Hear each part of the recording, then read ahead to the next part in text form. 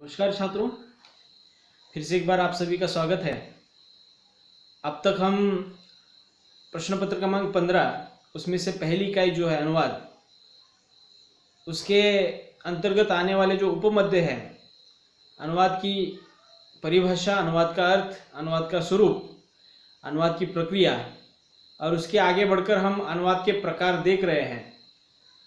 अनुवाद के संदर्भ में प्रकारों की जब बात आ जाती है तो वहाँ पे हमने देख लिया कि अनुवाद बहुत प्रकारों के आधार पर वहाँ पे सामने आता है और ये प्रकार अनगिनत होने के कारण वहाँ पे अध्ययन की सुविधा के लिए विद्वानों ने इसको वर्गीकृत किया और लगभग 4 वर्गों में इसको विभाजित किया और इसके अंतर्गत हमने अब तक 3 वर्गीकरण जो है या उसके आधार जो है उसके अंतर्गत आने वाले जो प्रकार है उसकी चर्चा की है।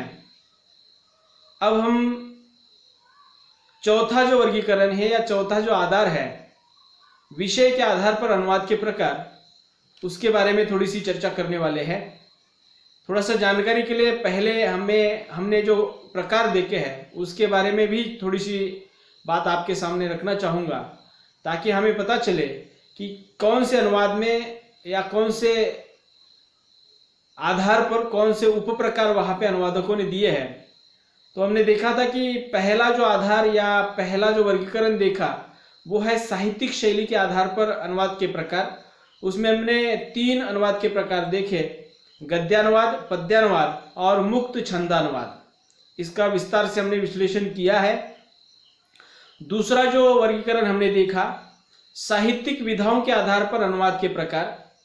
इसमें काव्यानुवाद, नाट्यानुवाद, कथानुवाद, निबंधानुवाद, इस प्रकार से हमने लगभग विधाओं के आधार पर अनुवाद के प्रकार देखे हैं और उसका विश्लेषण भी हमने देखा है। तीसरा वर्गीकरण हमने देखा कि अनुवाद की प्रकृति के आधार पर अनुवाद के प्रकार। इसमें लगभग 8-9 अनुवाद के प्रकार हमने देखे हैं।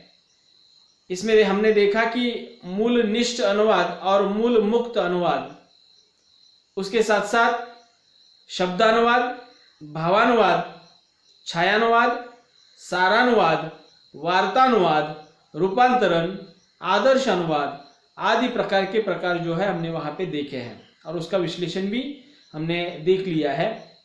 अब हम अंतिम वर्गीकरण जो है विषय के आधार पर अनुवाद के प्रकार, इसके बारे में थोड़ी सी जानकारी लेने वाले हैं। विषय अर्थात क्षेत्र, अर्थात जिस क्षेत्र का विषय वहां पे आ जाता है उस क्षेत्र के आधार पर अनुवाद का प्रकार वहां पे देखने को मिलता है।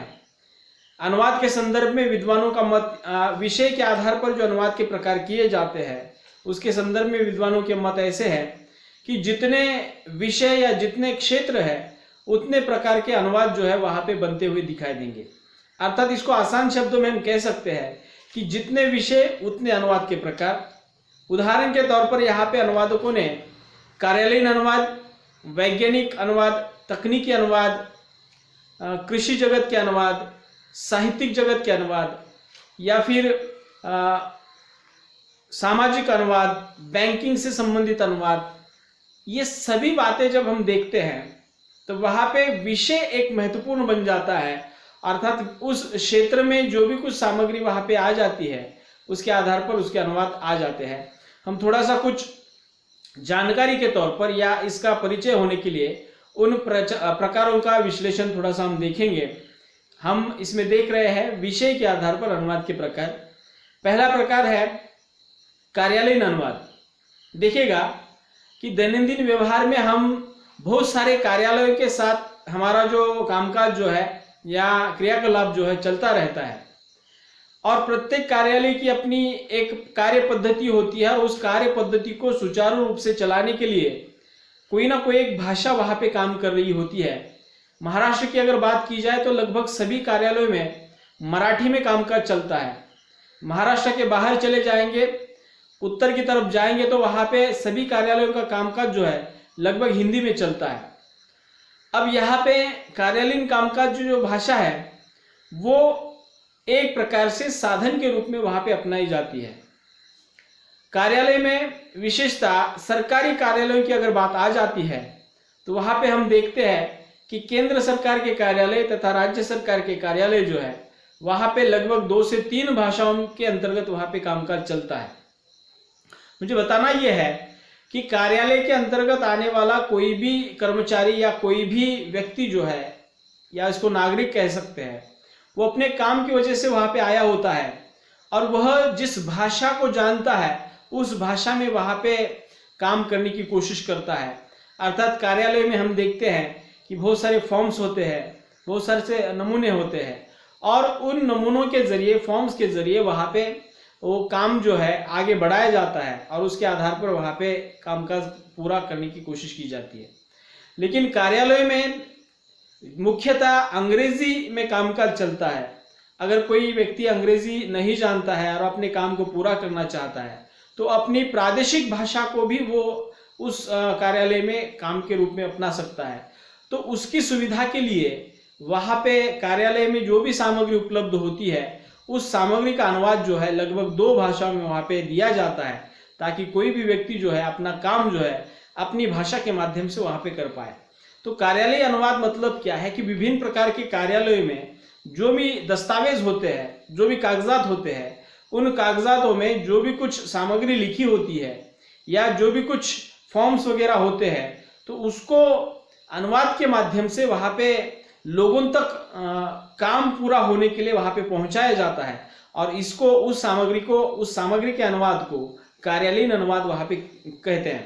मतलब विभिन्न प्रकार के कार्यालय हैं, रेल का कार्यालय है, डाक ऑफिस का कार्यालय है, बहुत सारे कार्यालय आप देखते होंगे कि वहां पे सूचनाएं या जो भी कुछ दिशा निर्देश होते हैं तो वहां पे अनेक भाषाओं में लिखे हुए आपको दिखाई देंगे, अंग्रेजी में, मराठी में, हिंदी में। तो कार्यालय से संबंधित जो भी सामग्री वहां पे अनुवाद के रूप में वहां पे लोगों तक पहुंचाई जाती है उसे कार्यालयीन अनुवाद हम कह सकते हैं। दूसरा विषय के आधार पर या क्षेत्र के आधार पर अनुवाद का प्रकार है वैज्ञानिक अनुवाद। अर्थात टेक्नोलॉजी के बल पर या विज्ञान के बल पर आज हम जो भी कुछ विकास कर पाए हैं उस विकास में अप्रत्यक्ष रूप से या प्रत्यक्ष रूप से कोई ना कोई एक भाषा जो है वहां पे महत्वपूर्ण भूमिका उसने निभाई है। वैज्ञानिकों द्वारा जो भी कुछ रिसर्च किए जाते हैं या अनुसंधान किए जाते हैं उस रिसर्च को जन सामान्य तक पहुंचाने के लिए ये भाषा जो है एक अनुवाद के तौर पर वहां पे अपनाई जाती है। उदाहरण के तौर पर बड़े बड़े जो वैज्ञानिक होते हैं अपने रिसर्च के माध्यम से वो क्या साबित करना चाहते हैं, क्या सिद्ध करना चाहते हैं, ये जानकारी जो है सामान्य लोगों की भाषा में अगर वो लिख देते हैं तो समझ लीजिएगा कि वो वहां पे वैज्ञानिक अनुवाद के तौर पर वो बातें सामने आ जाती है।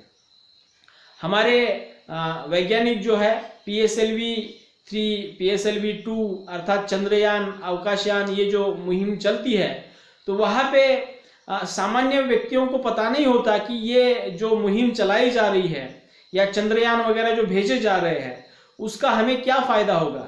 तो वैज्ञानिकों के जरिए उनका जो रिसर्च चलता है वो अपनी भाषा में चलता है और उसके बेनिफिट्स जो है वो भी उनको पता होते हैं, लेकिन जन सामान्य तक उस रिसर्च का, उस अनुसंधान का फायदा क्या है वो सामान्य लोगों की भाषा में वहां पे पहुंचाना पड़ता है।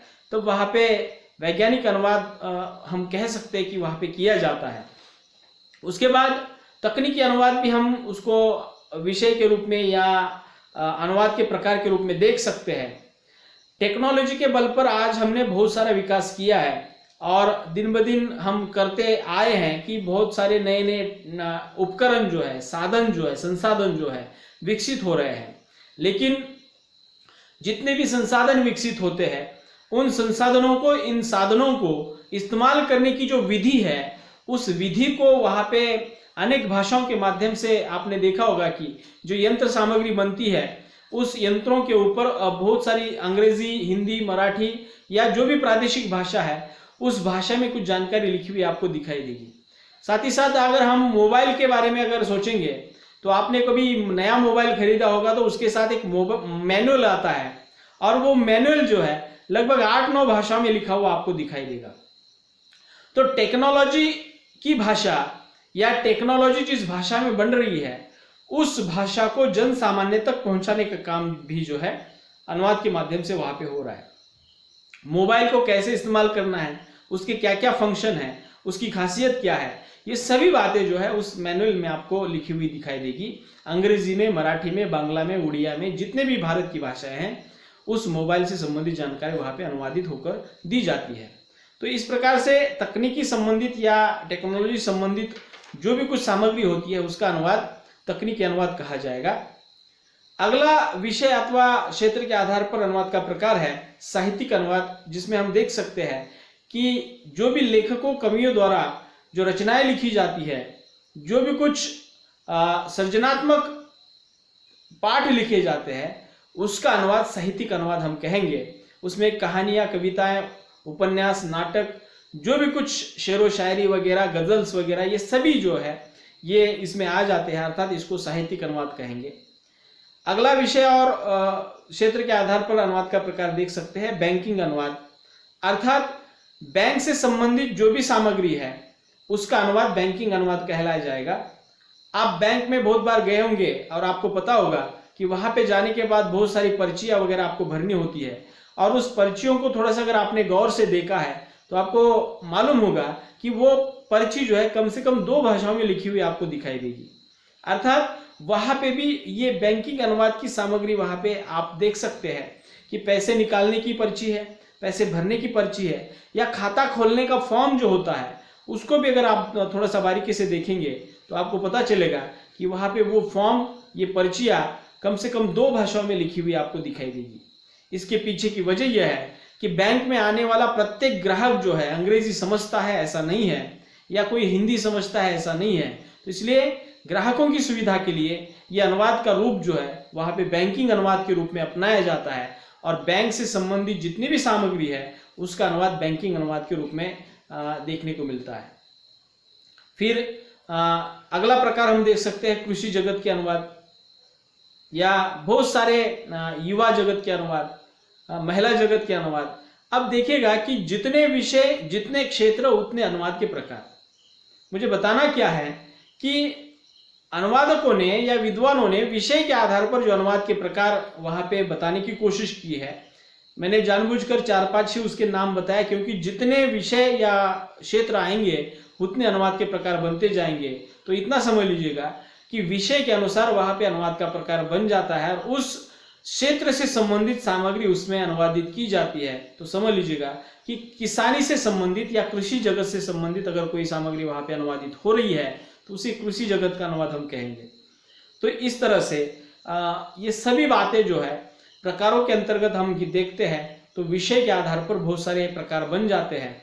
और अनुवाद के प्रकारों के बारे में अगर विचार करेंगे तो इन 4 आधारों पर, इन 4 वर्गीकरणों में जिस प्रकार हमने विभिन्न प्रकार के अनुवाद के प्रकार देखे, उससे आपको मालूम हुआ होगा कि अनुवाद हमारे आसपास जितनी भी स्थितियां, क्षेत्र या विषय मौजूद है उस सभी में आज काम कर रहा है। तो इसलिए अनुवाद का क्षेत्र दिन ब दिन व्यापक होता जा रहा है, और अनुवाद भाषा की सीमाएं जो है, जो मनुष्य के लिए बहुत बड़ी कठिनाई थी, उसको वो हल करता हुआ दिखाई दे रहा है। तो हमारी जिंदगी में या हमारे लिए अनुवाद एक बेहद शक्तिशाली साधन बन गया है। तो इसके आधार पर हम अनुवाद के प्रकार इस प्रकार से समझ सकते हैं। तो मुझे लगता है कि आपको समझ में आया होगा कि अनुवाद के प्रकार बहुत सारे हैं। वर्गीकरण के आधार पर 4 आधार हमने देखे, साहित्यिक शैली के आधार पर, दूसरा साहित्यिक विधाओं के आधार पर, तीसरा विषय के आधार पर, और चौथा प्रकृति के आधार पर। तो इस तरह से इसके अंतर्गत बहुत सारे उप प्रकार बन जाते हैं। उसके पूरे प्रकारों का वर्णन जो है या विश्लेषण जो है हमने इसके पहले के लेक्चर में और आज के लेक्चर में किया है। मुझे लगता है कि आपको अनुवाद के प्रकार नामक मुद्दा जो है समझ में आया होगा। अगर आपको कुछ समझ में नहीं आता है तो आप मुझे कभी भी पूछ सकते हैं। नोट्स के तौर पर भी मैं कुछ आपको बातें देने वाला हूं, तो समझ लीजिएगा। उसको पढ़ने के बाद, ये लेक्चर सुनने के बाद आपको बहुत सारी बातें जो है अपने आप समझ में आ जाएगी। तो ये ज़्यादा मुद्दा कठिन नहीं है, इतना समझ लीजिएगा कि प्रकारों को लेकर उसके बारे में थोड़ा सा उस प्रकार के नाम के आधार पर उसको समझने की कोशिश करेंगे, तो मुझे लगता है कि आपको अनुवाद के प्रकार अपने आप लिखने आएंगे और आपको याद भी रहेंगे। ठीक है, तो इस तरह से ये मुद्दा यहाँ पे समाप्त करते हैं। अगले लेक्चर में नया मुद्दा लेकर उपस्थित रहेंगे। तब तक के लिए रुकते हैं। धन्यवाद।